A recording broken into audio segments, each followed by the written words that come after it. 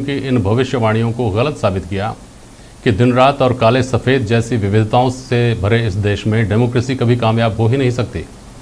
देश मजबूती के साथ हर विपत्ति का सामना भी कर रहा है, खुद को मजबूत भी कर रहा है और आगे भी बढ़ रहा है। लेकिन क्या हम और बेहतर स्थिति में हो सकते थे या आगे भी हो सकते हैं? ये विचारकों का, थिंक टैंक्स का पसंदीदा विषय रहा है। हमारी ग्रोथ को किन चीज़ों ने रोका? हमारे लोकतंत्र की सेहत कब कब बिगड़ी या बिगड़ती है और क्यों बिगड़ती है? कौन बिगाड़ता है? इस पर आए दिन नए शोध, नए तथ्य आते रहते हैं। विधानसभा में आयोजित सेमिनार के हवाले से आज इन सवालों पर प्राइम डिबेट में हम बहस करेंगे कि क्या हमारे लोकतंत्र की सेहत वाकई कमज़ोर हो रही है?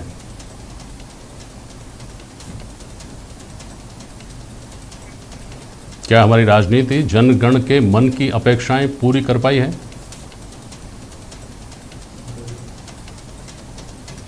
और संवैधानिक संस्थाओं के दुरुपयोग के आरोप जब तक लगते रहे हैं इन 70 सालों में, क्या वो सही हैं? कितने सही हैं?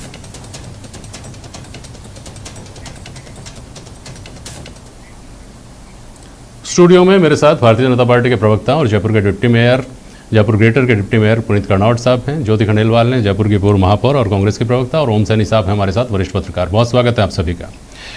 पहले एक एक करके कर्नावट साहब और ज्योति मैडम आपके पास आऊँगा।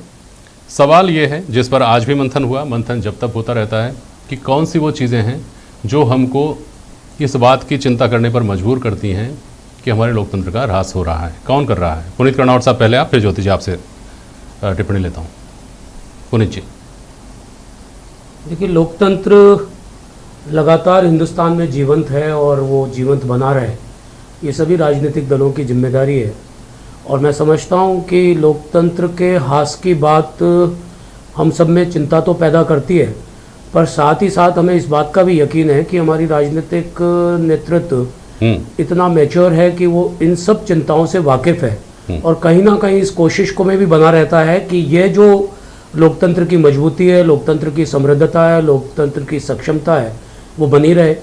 आपस में वैचारिक मतभेद होना, आपस में विचारधारा के नाते पर विरोधी होना, एक दूसरे का शत्रु होना नहीं होता है। और राजनीतिक क्षेत्र में काम करते हुए वैचारिक मतभेद इस हद तक नहीं जाने चाहिए कि वो मनभेद में बदले और मनभेद के कारण राष्ट्र हित या राज्य हित से ऊपर चले जाएं हमारे आपस के विरोध। और मैं समझता हूं कि समय समय पर सभी राजनेताओं ने, बड़े राजनेताओं ने भी इसके बारे में चिंता व्यक्त की है और वो कोशिश भी करते हैं, पर राजनीतिक प्रतिस्पर्धा और राजनीतिक कटुता, ये दोनों हमारे को देखने को मिलती है। और कटुता बहुत बार उस सीमा तक जाती है जिसके अंदर लगता है कि ये लोकतंत्र के लिए बहुत दुखदायी होगी, लोकतंत्र को नुकसान पहुंचाने वाले होगी। पर मैं फिर भी मानता हूं कि सबके मन में एक बात मजबूत है कि हिंदुस्तान की अगर कोई सबसे बड़ी ताकत है तो उसकी लोकतंत्र है, उसकी लोकतंत्र की खूबसूरती है। और इसमें वैचारिक मतभेद हो सकते हैं, पर वैचारिक मतभेद को मनभेद में बदले बिना भी साथ साथ मिलकर काम किया जा सकता है। और देश और समाज के हित में, जिसके कारण से हम सब लोग राजनीति में हैं, उसके बारे में बात कर सकते हैं। ज्योति खंडेलवाल मैडम, आपकी टिप्पणी बहुत संक्षेप में, फिर मैं ओम सैनी साहब के पास जाता हूँ। बोलिए ज्योति जी। देखिए जेपी जी, ये तो बात बिल्कुल ठीक बात है कि भारत ने अपने लोकतंत्र को जीवंत रख करके और बहुत अच्छे तरीके से जीवंत रख के मजबूत लोकतंत्र के रूप में अपने पूरे विश्व में अपनी स्थान बनाया है, अपनी जगह बनाई है। हम देखते हैं हमारे आसपास के जो देश है, हमारे पड़ोसी देश है, वहाँ पे हालात क्या रहे, लेकिन उन सब से ऊपर उठ करके भारत ने अपने अपना पूरा विश्वास जताते हुए और इस लोकतंत्र को जिंदा रखा है। ये भारत की सबसे बड़ी ताकत है, सबसे बड़ी मजबूती और सबसे बड़ी सफलता भी है। मैं इसको ऐसा कहना चाहूंगी। ये बात बिल्कुल ठीक है कि समय समय पर हमको कई बार लगता है कि राजनीति में कहीं पर मूल्यों का ह्रास हो रहा है या कहीं पर लगातार जो है लोकतंत्र को कमजोर किए जाने के कुछ ऐसे कार्य हो रहे हैं जिनसे लोकतंत्र जो है वो कमजोर हो रहा है। और उस जब जब ऐसा होता है तब चाहे आप जैसे मीडिया के साथी हो, चाहे हमारे वो लोग हों जो कि लोकतंत्र में विश्वास रखते हैं और लगातार अपना काम जो है वो करते रहते हैं, ऐसे लोगों, उन सबको चिंता होती है और वो इस चीज को उठाते हैं और समय समय पर संविधान में भी परिवर्तन करके या कुछ और ऐड करके इसको मजबूत करने का काम किया। जैसे आप दल बदल कानून देखते हैं, लेकिन आज अगर हम देखते हैं तो भाषा का स्तर जो कमजोर हुआ है, मुझे लगता है वो एक बहुत बड़ा लोकतंत्र को कमजोर करने का एक बहुत बड़ा वजह हो सकती है, कारण हो सकते हैं। क्योंकि आप कितना भी हो, आप आपस में आप वैचारिक मतभेद रखें, बहस करें, अपनी बात को कहें, दूसरे की बात को गलत भी साबित करें, वहां तक तो सब कुछ ठीक है। लेकिन कई बार भाषा का स्तर जो है वो बहुत ज्यादा गिर जाता है और आरोप प्रत्यारोप इतने ज्यादा बढ़ जाते हैं कि ऐसा लगता है कि वो बहस ना होकर के लड़ाई हो रही है, झगड़ा हो रहा है। और कई बार ये चीजें संसद में भी देखने को आती हैं। तो ऐसी स्थिति में संसद में या हम असेंबलीज में बात करें, वहां भी देखने को आती है। तो ऐसी समय पर ये बहुत जरूरत है कि हम अपने लोकतंत्र को मजबूत करने के लिए अपनी भाषा को और ज्यादा उम्दा करें, और ज्यादा अच्छी करें, और अपने पक्ष की बात रखने के लिए हमारे अंदर एक नियमावली सी एक हमारे अंदर सी बनाए कि हाँ, हमें इस तरीके से अपनी बात को कहना है। तो शायद हम अपने जनता के हित की बातों को भी बेहतर ढंग से कह पाएंगे, उनके मुद्दों को उठा पाएंगे, जो कि लोकतंत्र की सबसे बड़ी खूबसूरती होती है। तो उसको भी हम उठा पाएंगे और उसका निराकरण भी कर पाएंगे, और जनता के हितों की बातों की मजबूती के साथ साथ हमारे लोकतंत्र की खूबसूरती को भी हम पूरी तरीके से दिखा पाएंगे। ठीक है। ओम सैनी साहब, जब किसी औपचारिक मंच पर इस तरह का आयोजन होता है और बड़ी गरिमामय माहौल में ऐसी बातें जब कही जाती हैं, बहुत अच्छा लगता है, बहुत सुखद अनुभूति होती है। कथनी जिस तरह की होती है, जिस तरह की बातें सामने आती हैं, गरिमा की बात आती है, मर्यादा की बात आती है, मूल्यों की बात आती है राजनीति में, बहुत अच्छा लगता है जब इस तरह की उदार और संत भाव की बातें सामने आती हैं। लेकिन जिसको कहा जाता है मनसा वाचा कर्मणा, आपको लगता है कि हमारी कथनी और हमारे राजनेताओं की करनी जो है उसमें हम साम्य पाते हैं? ओम सैनी साहब, बहुत फर्क है। ये जो कथनी और करनी की बात है, वही उसकी चर्चा होनी चाहिए थी। और आज दोनों नेताओं को मैंने सुना, गुलाम नबी आज़ाद साहब को भी सुना और गडकरी साहब को भी सुना। उन्होंने उस मुद्दों पर सद्भाव की बातें तो की, सौहार्द की बातें तो की, लेकिन ये नहीं बताया कि टेंशन कब से प्रारंभ हुआ। देखिए, जब कॉन्स्टिट्यूशन के प्रियम्बल को लागू करने के लिए एक युद्ध चला जो बहुत लंबे अरसे तक चला, और श्रीमती गांधी के नेतृत्व में सारा सिलसिला, उसके लिए जो बदलाव हुए और उसमें जो मिलावट हुई और उसको लेके जो नाराजगियां हुई, एक तो वो बात रही, और एक ये जो मेजोरिटेरियन वाला जो सिलसिला सामने है कि खास किस्म की विचारधारा को लागू करने के लिए, खास किस्म का परिवर्तन लागू करने के लिए संविधान के माध्यम से जो कुछ करने का सिलसिला चल रहा है, इसमें टेंशन हुआ है। हम लोग चर्चा करते रहे हैं कि शत्रुता नहीं होनी चाहिए राजनीतिक दलों की चर्चाओं के अंदर, लेकिन वो शत्रुता के स्तर पर आ गई। मनभेद और मतभेद वाला जो ये जुमला है, जो बहुत अच्छा लगता है सुनने में और कहने में, वो वैसा रहा नहीं।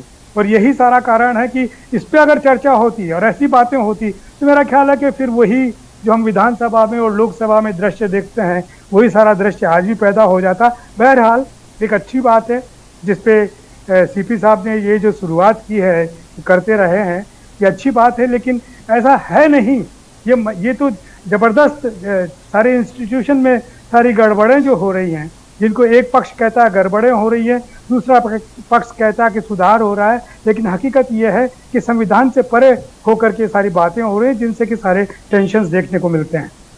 ठीक है, वापस आऊँगा आपके पास। ज्योति खंडेलवाल जी, आपने अभी कहा कि जनता के मुद्दों को जोरदार तरीके से, पुरजोर तरीके से सरकार के सामने विपक्ष उठाए, जनता खुद उठाए और सरकार उसके ऊपर ध्यान दे।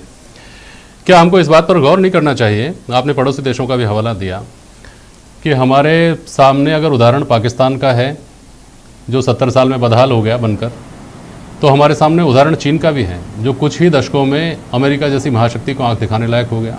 हमारे सामने उदाहरण इजराइल का भी है जो 70 साल में सारी दुनिया से अकेला लोहा ले रहा है। इस तरह का इंप्रेशन उस देश को लेकर, छोटे से देश को लेकर बना हुआ है। हम आज भी बात करते हैं भुखमरी की, महंगाई की, बेरोजगारी की, गरीबी की, हमारे मुद्दे यही हैं। हम वहाँ तक पहुँच ही नहीं पाए 70 सालों में। क्या हम नहीं पहुँच सकते थे क्या? कि हम बात करते मानवाधिकारों की, हैप्पीनेस इंडेक्स की, शिक्षा की, शोध की, जलवायु की, ये सारी चीज़ें आज ऐसे लगता है कि क्या बचकानी बातें हैं, क्योंकि हमारे पास तो खाने के दाने नहीं है ना। हम अम्मा भुनाने कहाँ जाएगी? ज्योति खंडेलवाल जी, बात तो बिल्कुल सही कि जब भारत आजाद हुआ तब हमारी स्थिति बहुत ज्यादा, हम यूं कहें कि हम उस जगह पर थे जहां पर कहा जाता है कि एक सुई भी नहीं बनती थी, भुखमरी थी, लाइट बिजली लोगों के घरों में नहीं थी, और एक बहुत बड़ा एक संघर्ष हम करके हमने आजादी जो है वो पाई थी। और ऐसे में लोकतंत्र के साथ चलना, एक जैसा पूरा विश्व समझता भी था कि ये जिसके पास खाने को नहीं है वो लोकतंत्र को क्या चला पाएंगे आगे। तो मैं यूं नहीं, देखिए ऐसा तो नहीं कह सकते कि गुंजाइश की सुधार की कोई गुंजाइश नहीं थी या हम और बेहतर कर सकते थे, इस बात की कोई गुंजाइश नहीं थी। ये तो थी, इसमें तो कोई बात ही नहीं है। ये तो संभावनाएं थी कि हम और बेहतर ढंग से अपनी चीजों को कर सकते। लेकिन अगर हम चाइना का एग्जाम्पल लेते हैं और फिर ये सोचते हैं कि क्या हमें उस देश की तरह होना चाहिए था, तो हमें कभी स्वीकार नहीं करेंगे कि हमें उस देश की तरह होना चाहिए था जहां पर कि व्यक्ति को अपनी कोई बात कहने तक की आजादी नहीं है। वहां पर क्या चीज विश्व के सामने जाएगी, क्या नहीं जाएगी, बाहर क्या होगा, क्या नहीं होगा, देश के असली हालात क्या हैं, क्या वहां पे सब कुछ मानवता के साथ ही हो रहा है, मानवता के तहत ही हो रहा है, तो ये सब चीजें वहां पर नहीं है। तो हम ऐसा देश तो कभी नहीं चाहते थे कि जो देश जहां पर हम अपनी भावनाएं तक भी व्यक्त ना कर पाए, और इस मामले में हम बेहतर हैं। लेकिन ये बात सही है कि हम कई बार अपनी सीमाएं लांघ जाते हैं और हम भावनाएं व्यक्त करने की जो आजादी है उसे बहुत गलत तरीके से भी ले जाते हैं, और उसको हम संसद में भी देखते हैं, विधानसभा में भी देखते हैं, और हम चाहते हैं, निश्चित रूप से चाहते हैं कि इसमें सुधार हो। और जैसा आपने कहा कि कथनी और करनी में अंतर होता है, मुझे लगता है कि अगर बार बार किसी चीज को लेकर के डिस्कशन होता है, लोगों के विचार सामने आते हैं, उसी से ही सुधार की गुंजाइशें भी बनती हैं। और एक आज जो विधानसभा में जो एक सेमिनार रखा गया, मुझे लगता है ये एक बहुत अच्छी पहल है। अलग अलग विचारधारा के लोग एक जगह आकर के लोकतंत्र को मजबूत करने के लिए अगर अपनी बात कहते हैं, तो उसमें कहीं ना कहीं आगे जाके सुधार होने की गुंजाइश भी बनती है। निश्चित तौर पर इसमें कोई, देखिए, कतई इसमें कोई शक नहीं है। दूसरी बात, चाइना को एक हम रोल मॉडल के तौर पर रखें, ऐसा मैंने नहीं कहा। मैंने आपको ये कहा था, आपने जिस तरह से अपनी बात कही, उससे लगता है कि आदमी की स्वतंत्रता, अभिव्यक्ति की स्वतंत्रता, उसकी प्राइवेसी, इन सब की कोस्ट पर चाइना आगे बढ़ा है। तो ऐसे तो कोई तथ्य सामने आए नहीं कि ये सब है वहाँ, चूंकि इसलिए चाइना इतने आगे निकल गया। मैं सिर्फ आपको ये कहना चाह रहा हूँ कि कुछ ही दशकों में किसने कितना लंबा सफ़र तय किया। हम अगर राजनीतिक संतोष लेना चाहें तो इस बात पर खुश हो सकते हैं कि 70 साल में देखिए हमारी डेमोक्रेसी जिंदा है, हमारे शिक्षा का स्तर यहाँ से यहाँ पहुँच गया, हमारी जीडीपी यहाँ से यहाँ पहुँच गई। लेकिन कोई भी विकासवादी व्यक्ति इन बातों से संतोष लेकर बैठना नहीं चाहता। राष्ट्र भी उसी परिप्रेक्ष्य में देखा जाना चाहिए। हमको ये सोचना चाहिए कि हम क्या कर सकते थे, कहाँ भूल हुई जिसकी वजह से कमी रह गई। यहाँ राजनीति की बात नहीं हो रही, मैं नहीं कह रहा कि 70 साल में 60 साल आपकी सरकार रही। वो जो कमियां जो पीछे रह गई उनको कम से कम आगे तो हम ध्यान रखें कि यहाँ हमसे गलती होती है, यहाँ पर हमको सुधार करना है। पुनीत कर्नावट कुछ करना चाह रहे, बोलिए। नहीं, मैं ओम सैनी जी की बहुत सीनियर पत्रकार है, उन्होंने बहुत लंबे समय तक पूरे हिंदुस्तान के बहुत सारे घटना चक्र को खुद के आंखों के सामने घटते हुए देखा है।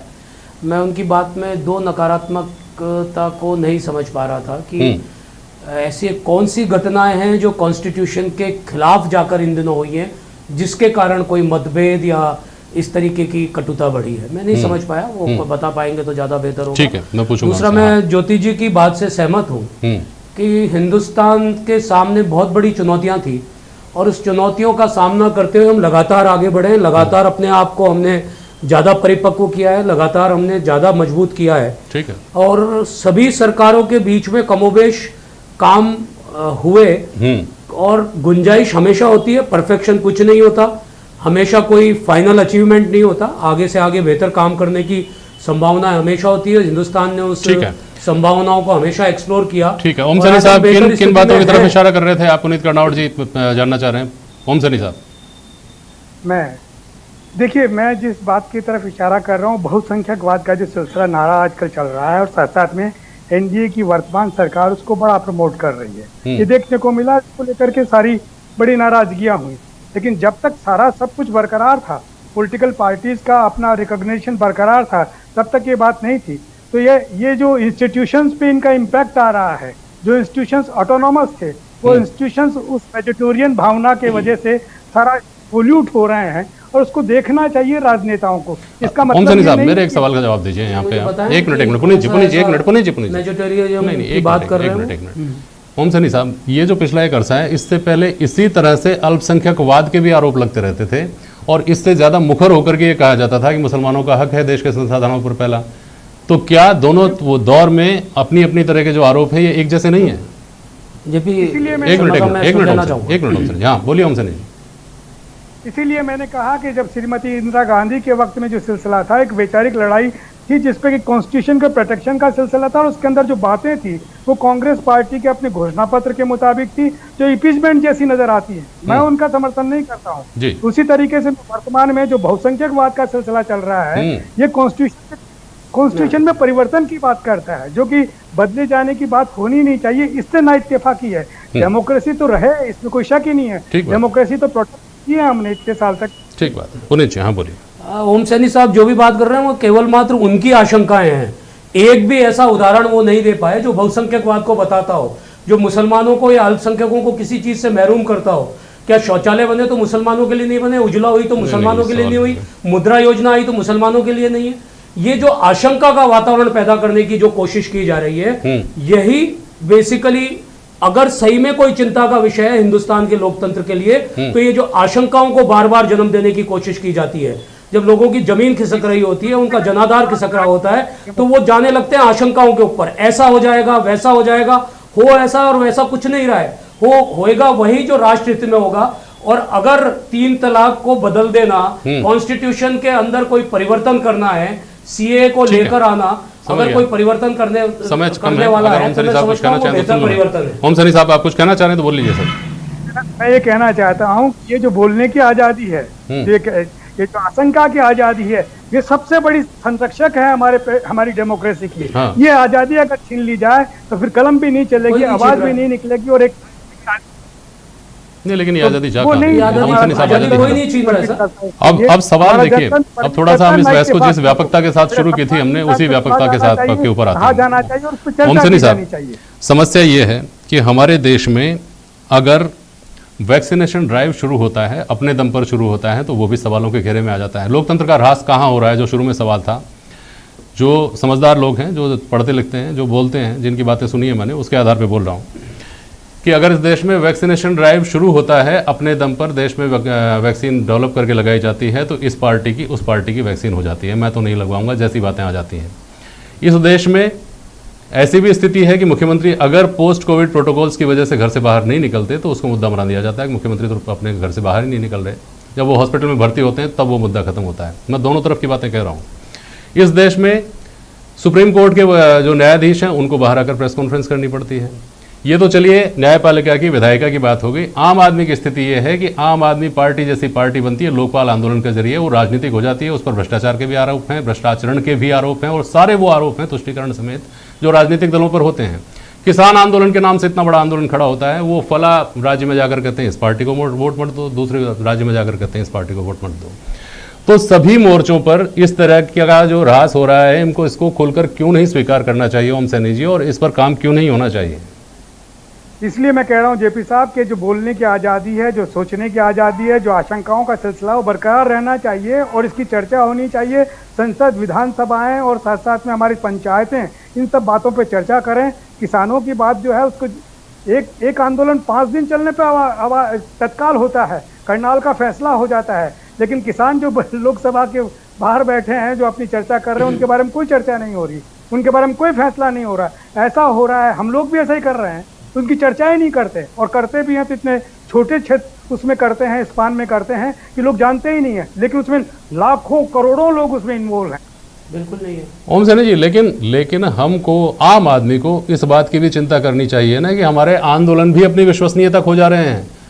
जो किसी वर्ग विशेष द्वारा आंदोलन किए जा रहे हैं कि साहब ये तो बाहर से फंडिंग हो रही है, सबूत आ जाते हैं, तथ्य आ जाते हैं मीडिया में। किसान अगर विशुद्ध रूप से गैर राजनीतिक आंदोलन कर रहे होते जैसे शुरुआत की थी और उनके साथ सहानुभूति जुड़ी थी लोगों की, वो नहीं रहा, अब वो राजनीतिक हो गए हैं, तो विश्वसनीयता आंदोलन भी तो खो रहे हैं अपनी। भी नहीं होता, ये सब राजनीति का ही सिलसिला है। राजनीति से ही एक देश बनता है, एक समाज बनता है, एक नीति बनती है। हाँ। तो राजनीति से परे करने की बात तो हो ही नहीं सकती, राजनीति तो होगी। अब दोनों राजनीतिक मित्र मेरे, थोड़ा कम समय मिल पाया। पुनीत जी आप अपनी बात कहिए 30 सेकंड में, फिर ज्योति खंडेलवाल। क्या ओम सैनी साहब आज इस बात से सहमत नहीं होंगे जो गडकरी जी ने कहा कि राजनीति मूलतः लोक नीति होनी चाहिए, और लोक नीति के अंदर किसी को भी आंदोलन करने का हक तो है, पर यह भी बताना जरूरी है कि वो आंदोलन किस लिए कर रहा है। इन 3 किसान बिलों के अंदर क्या काला है, इसके बारे में एक भी धारा के बारे में वो नहीं बोल इस बात पर तो ओम सैनी जी ने शुरू में ही सहमति जताई, पर उन्होंने कहा कथनी करनी की जो फर्क है उसको भी तो खत्म किया जाना चाहिए। ज्योति खंडेलवाल अपनी बात बोलिए, 30 सेकंड बचे हैं मैडम, जल्दी बोलिएगा। जेपी जी, मैं ये कहना चाहती हूँ कि अभिव्यक्ति की आजादी लोकतंत्र की एक बहुत बड़ी ताकत है, लेकिन इन दिनों जैसा हम देख रहे हैं कि अगर आप सत्ता के अगेंस्ट अगर कोई बात बोलते हैं तो देशद्रोह, राजद्रोह का मुकदमा चला दिया जाता है, या उस तरह की जो घटनाएं होती हैं वो मुझे लगता है कि राजनीति में इस तरह की बातों को कि हम अपने अगेंस्ट बातों को सुन ही नहीं सके, हम बल्कि उनके अगेंस्ट कार्रवाइयां करने लग जाएं, तो ऐसे में लोकतंत्र का हास होना बिल्कुल निश्चित हो जाता है। और इसीलिए बार बार चिंताएं और आशंकाएं जो हैं वो दिखाई जाती हैं। और आंदोलन की विश्वसनीयता की जहां तक आप बात करते हैं, तो मुझे लगता है कि आंदोलन को अगर सही समय पर बातचीत करके अगर उसे निपटा दिया जाए, उसका निपटारा कर दिया जाए, सुनवाई अगर आप जितनी जनता की सुनेंगे लोकतंत्र में, उतने बेहतर ढंग से आंदोलन भी समाप्त होंगे, उनका सही तरीके से निपटारा भी होगा, उसके परिणाम भी जो है बहुत ही यूं कहें सुखद आएंगे। तो लोकतंत्र की सबसे बड़ी चीज है, सत्ता में, सरकार में जो जिम्मेदारी में है, वो बातों को सुने और समझ करके अगर वो अगेंस्ट भी है तो उसे सहन करना सीखे, बजाय राजद्रोह देशद्रोह के